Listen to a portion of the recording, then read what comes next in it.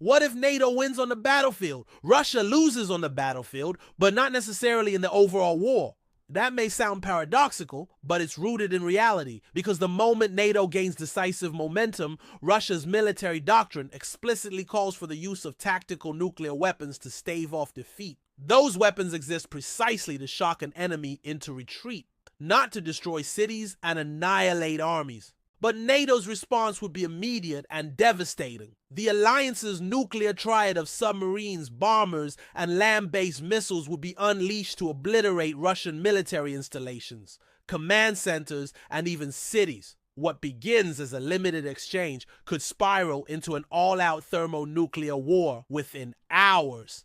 And then the grim calculus of mutually assured destruction, which kept the Cold War cold, would be put to its ultimate test. In that doomsday scenario, there are no winners, only varying degrees of loss. But let's start at the beginning. How exactly does NATO win on the battlefield? For the sake of clarity, let's define victory narrowly as Ukraine regaining all or most of its lost territory, including Crimea. That goal remains a legitimate objective, though the means to achieve it are hotly debated. Some advocate arming Ukraine with advanced weaponry, while others favor training Ukrainian forces in the latest military tactics. Still, others push for direct NATO intervention, citing the alliance's moral obligation to defend Ukrainian sovereignty.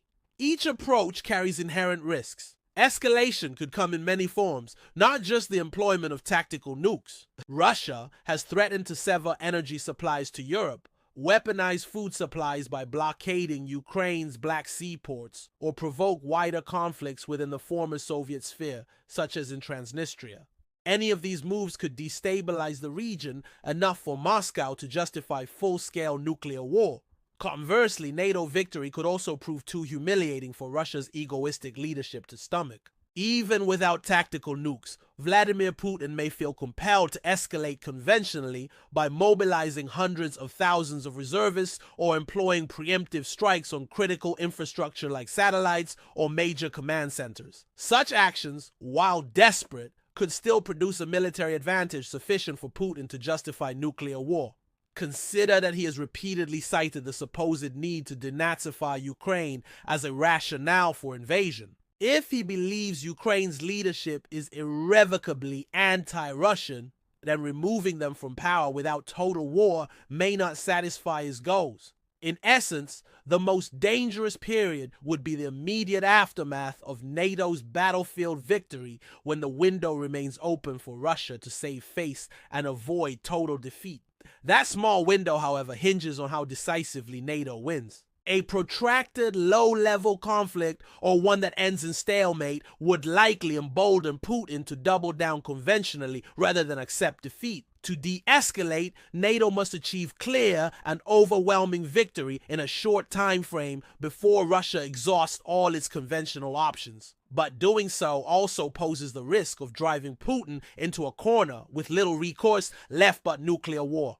Beyond the fog of immediate escalation, we enter the realm of mutually assured destruction. Russia's tactical nukes are primarily designed to saturate air defenses, not obliterate entire cities. But even a limited nuclear exchange would likely trigger Article 5 and bring all 32 NATO nations into the conflict. Within minutes, Russian military installations would be obliterated by long-range missiles and deep penetration bombers. Key command centers and logistics hubs would be wiped out, ending any hope of conventional follow-up attacks. Moscow's few remaining tactical strike aircraft would be neutralized by NATO air defenses, ending their ability to project power. Tactical nuclear strikes against major population centers, even if intended to force a negotiated settlement, would likewise be met with overwhelming response, bringing the attackers and their allies to ruin as well. In effect, tactical nuclear weapons would become strategic weapons of mass destruction. The very ambiguity that gives them value as battlefield nukes would turn into a death sentence when used against heavily defended targets. Yet Putin might still face that choice, especially if cornered. His decision calculus will involve brutal choices with no good outcomes, whether to strike and risk total annihilation or to accept the complete collapse of his regime. The result is a world reshaped in fire and ash. Global markets would immediately enter free fall, energy supplies would be severed, and supply chains would collapse as nations scrambled to avoid entanglement.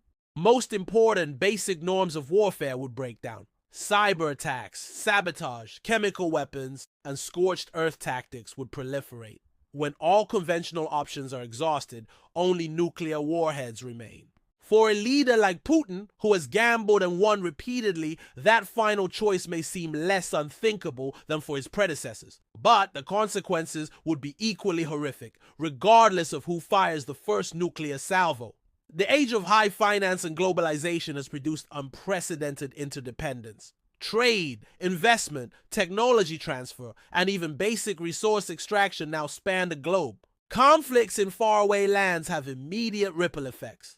The COVID pandemic raging since 2020 has demonstrated just how quickly and severely global systems can be disrupted. If international norms break down during NATO-Russia war, the human cost will be measured in the billions. Energy supplies, already strained by the Ukraine conflict, would collapse, sending prices into the stratosphere. Global recession or total depression economically would be the norm. As militaries mobilize, industries geared toward consumer goods would be converted to munitions production, draining already stretched supply chains. But beyond economics, social fabric would fray as populations face impossible decisions. Nations forced to choose sides based on geography or economics would upend long-standing relationships.